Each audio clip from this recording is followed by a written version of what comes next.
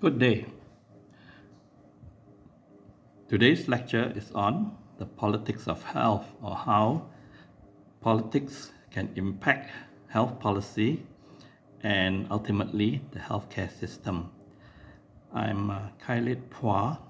I'm a retired professor of public health at the School of Medicine and Health Sciences, Monash University, Malaysia campus. Some biographical details.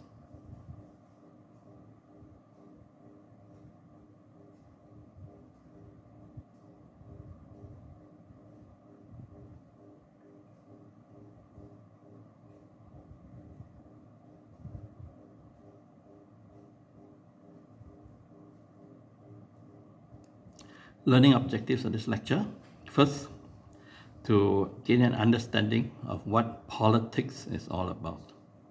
Secondly, to sort of appreciate how politics influences the policy as it relates to health in nations and ultimately the healthcare system of the particular country in question. Finally, to understand how political ideology in all its different strains and variations can affect the politics of health. Here are some political science and political sociology concepts. Max Weber, very influential German sociologist and economist, great intellectual. He defines power as the ability to get things done your way in spite of resistance from other people, other parties, other interest groups. Now, authority is power and the exercise of power which is regarded as legitimate by subordinates within an organization, maybe a bureaucracy, the civil service, or within a private sector company, or by the citizens, or at least the vast majority of the citizens in a particular country. Weber said that there are basically three kinds of authority: traditional, charismatic, and legal rational. Examples are traditional authority, authority exercised by kings, right, queens, aristocracy, and so on. Now, charismatic authority by politicians have some sort of personal magnetism, right? For example, political figures like Mohandas Karamchand Gandhi, Adolf Hitler, Benito Mussolini, the Ayatollah Khomeini during the Iranian Revolution, right? And overthrow the Shah in 1979. There's also legal rational authority, that is the rationality, right, which you see in modern, right, or contemporary political systems where people get elected into office, at least in democratic countries, right, and they have authority, and they are regarded as the rightly elected leaders of the country. Prime Minister of countries like Australia, President of the United States, right? Prime Minister of the UK, President of France, and so on. And they are also bound by rules of conduct. They have to respect the constitution of that particular country. Now, definition of politics. There was one American political scientist who defined politics as, quote, who gets what, when, where, why, and how, right?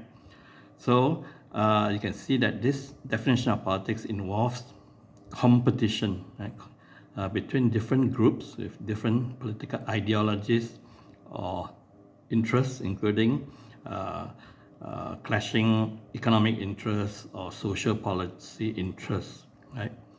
Over things such as public policy, control and use of limited resources, and who benefits and who bears the cost of policy decisions. Policy differences, first slide.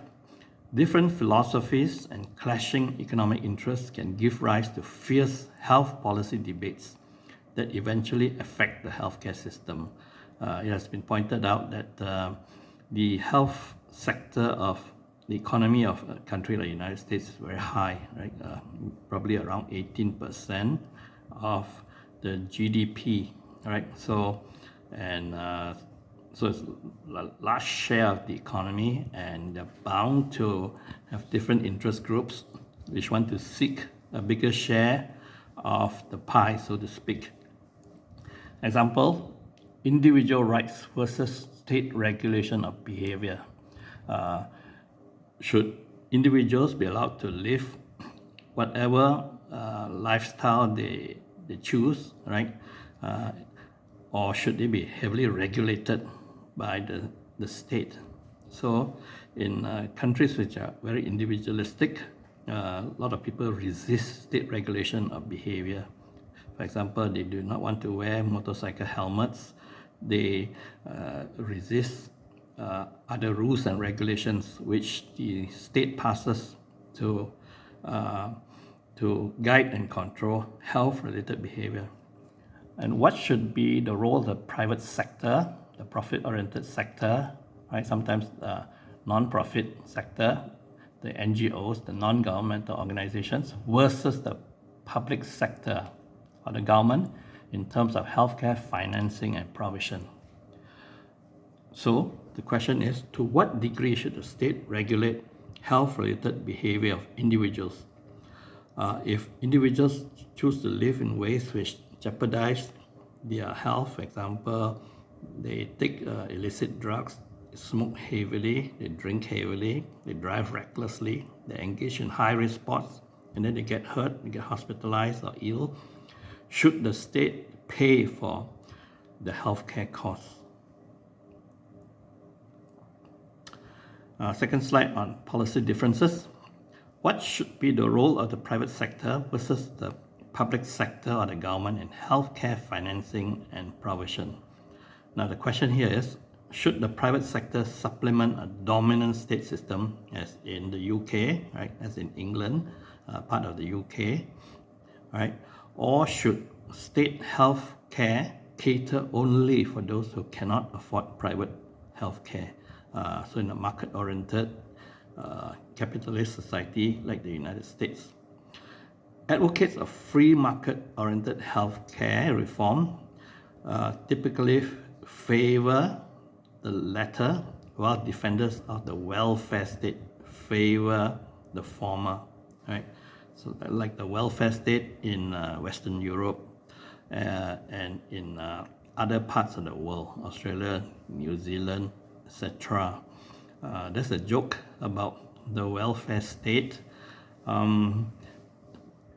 Essentially pioneered by Germany under Bismarck and under the British Labour Party, which came to power in 1945 and ruled until 1951. So the slogan was, the welfare state will take care of its citizens from the cradle to the grave.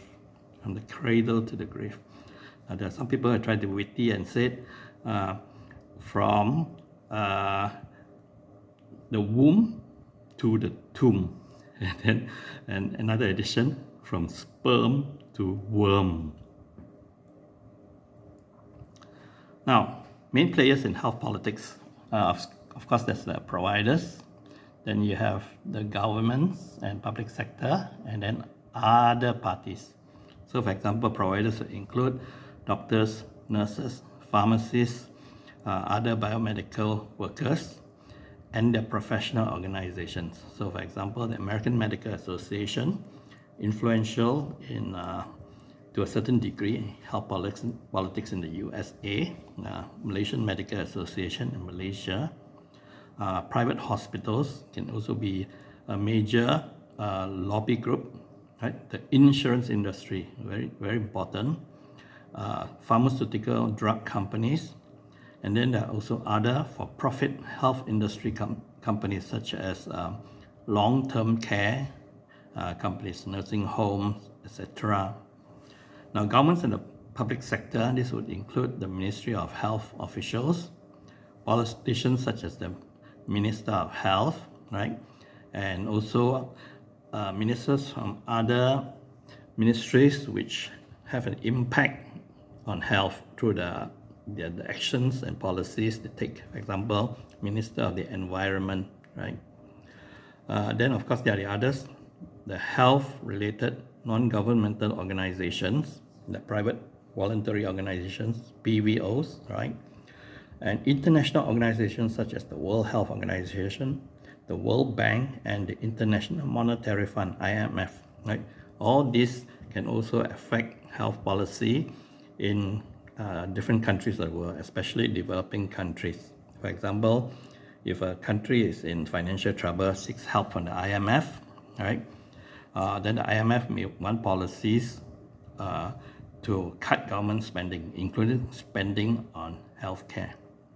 And then there are health policy academicians in the universities, the academic experts, and in think tanks. Now, sometimes think tanks can be ideological, all right, or can be set up by private sector interests, such as private businesses. So, for example, the Cato Institute in the United States is what we call a libertarian think tank, right? So, emphasize free markets, minimal government regulation, etc., including in the health sector. Now here, health policy, especially as it pertains to the public sector or the government sector, this can be defined as decisions and programs arising from the Ministry of Health and related public bodies. For example, laws and regulations passed that affect the conduct of the private sector, steps taken to promote market forces in the health sector. Like example, privatization, letting the private sector take over resources or organizations that used to be run by the government, right? Contracting out programs and letting the for-profit private sector operate this, right? Or increasing or decreasing public spending on health programs. And as I mentioned earlier, decisions and programs of other ministries can also affect health. For example, environmental health policies and occupational health policies, policies that regulate working conditions, health and safety in private sector companies. Now, here are some examples of major policy decisions which have occurred and which ultimately have had a significant impact on national healthcare systems. So, for example, the British government established its NHS, National Health Service, in the late 1940s. And this was during the rule of Prime Minister Clement Attlee and the British Labour Party, right? So NHS was established, and only after it had overcome resistance from medical doctors, the healthcare providers, especially the specialists, right? So in order to get the specialist doctors in Britain, right, the health consultants to come on board to be part of the NHS, they had to be paid very high salaries, or relatively high salaries in the newly nationalized hospitals of Britain. Now, the second point, the United States government, the federal government, launched Medicare, which covered elderly people, and Medicaid, right? This was a state government, federal government kind of arrangement, right, to cover health expenses of poor people, people on welfare, right? And this was launched in 1965. This greatly increased coverage, but also led to healthcare cost inflation, and so led to escalation in public spending on health.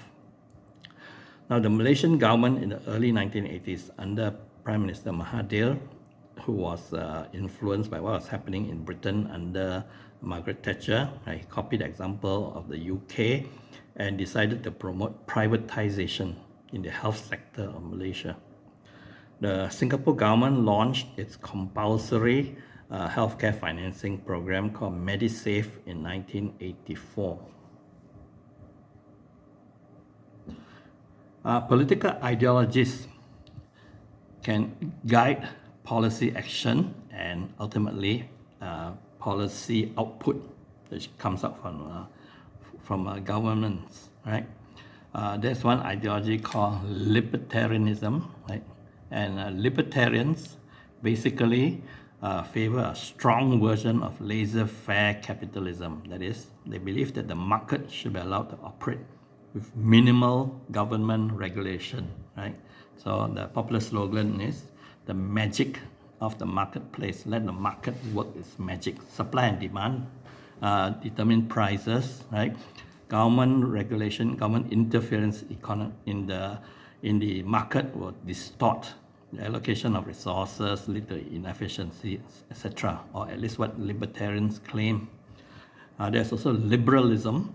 Liberalism in the following American political jargon, refers to a political ideology which emphasizes individual rights, the rights of individuals, right? And government can intervene to promote equality of opportunity, right? And also to promote the welfare of the public. Conservatism, following American political jargon, this also favors laissez-faire capitalism, but not as strongly as the libertarian emphasis, right? Conservatives also place emphasis on tradition, right? What has been inherited in the past, tradition, on the sanctity of the family, and on the importance of religion, including in public life.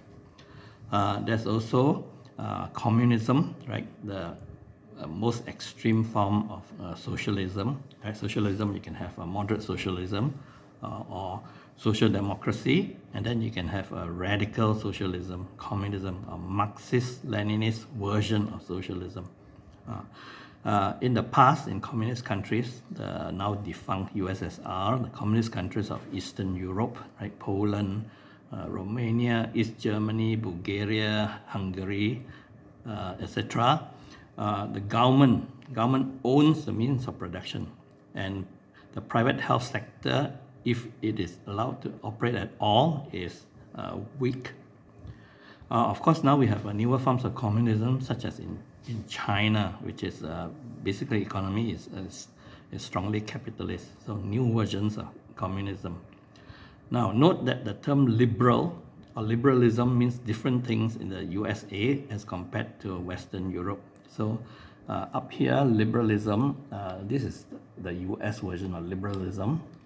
When you use the term liberal in European politics, it actually basically means the American version of conservatism. So this can be a little confusing. A liberal in America is not the same as a liberal in Western Europe. Okay, Britain's National Health Service, actually there are 4 NHSs, right, in the UK. You have NHS Scotland, NHS England, NHS Wales, and NHS Northern Ireland, right? When Britain's NHS was first introduced, right, in 1947, 1948, it was influenced by liberal ideology, right? So the government steps in to ensure that all citizens have access to medical care, right? Meaning medical care is made free or heavily subsidized, right? And this was done to promote individual well-being through government action. Under the original late 1940s version of the NHS, the National Health Service of the UK, general practitioners, GPs, were recruited to serve specific populations, a fixed number of people on the list, and they were paid for the number of people on the list, right? They're paid by what you call capitation per head, right? Capitation. The specialists, after being offered high salaries, right, they agreed, right? They dropped the resistance to the NHS and they started working in nationalized hospitals, nationalized by the Labour government, right? So as mentioned earlier, this was largely free medical care, right, and was funded through general taxation.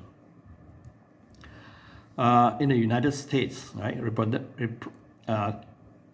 political disputes over reproductive health, right? So in the USA, the anti-abortion movement, right, or the right to life movement, also called the pro-life movement, is a very major political actor when it comes to reproductive health policy.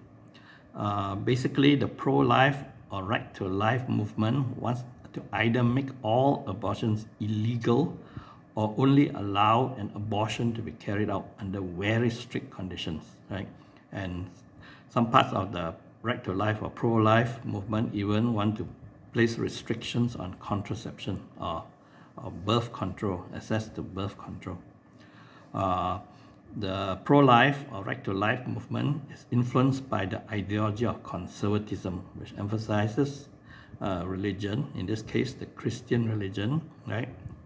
But also considers government regulation of morality and individual behavior, including sexual behavior, permissible.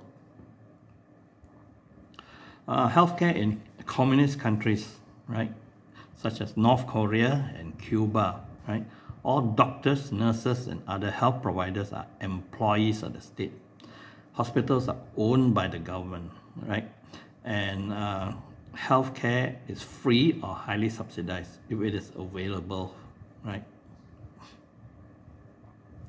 Regulation of the pharmaceutical drug industry in the USA. The FDA, or the Food and Drug Administration, is supposed to ensure the safety and efficacy of pharmaceutical drugs in the United States of America, right?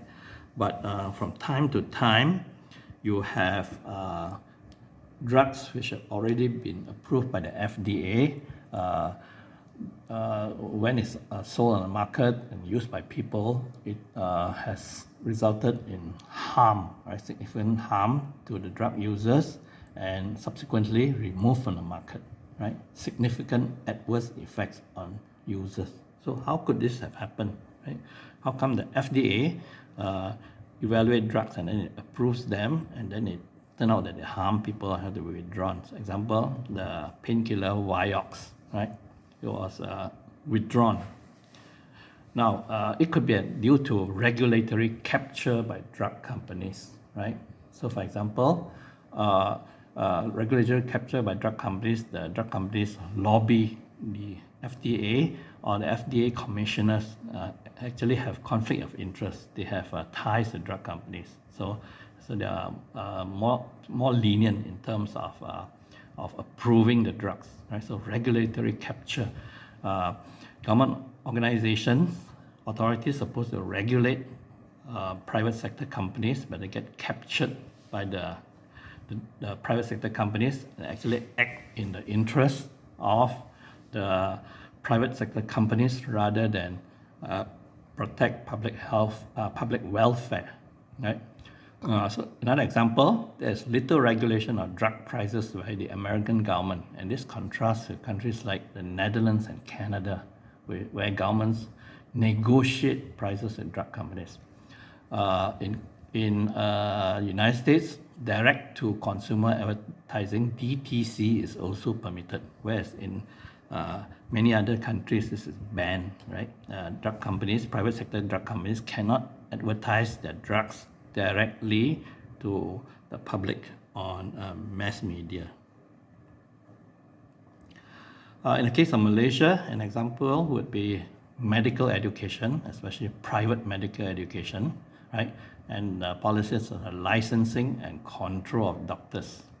Okay, so here's a policy decision which is affected, right, by the parties which are involved in this area. So, for example, the decision to recognize or not to recognize medical degrees granted by foreign medical schools. Right? This is a policy decision. So, you are a Malaysian citizen and you are a graduate from a foreign medical school and the degree is not recognized, right, in Malaysia, then you're unable to practice as a doctor in Malaysia.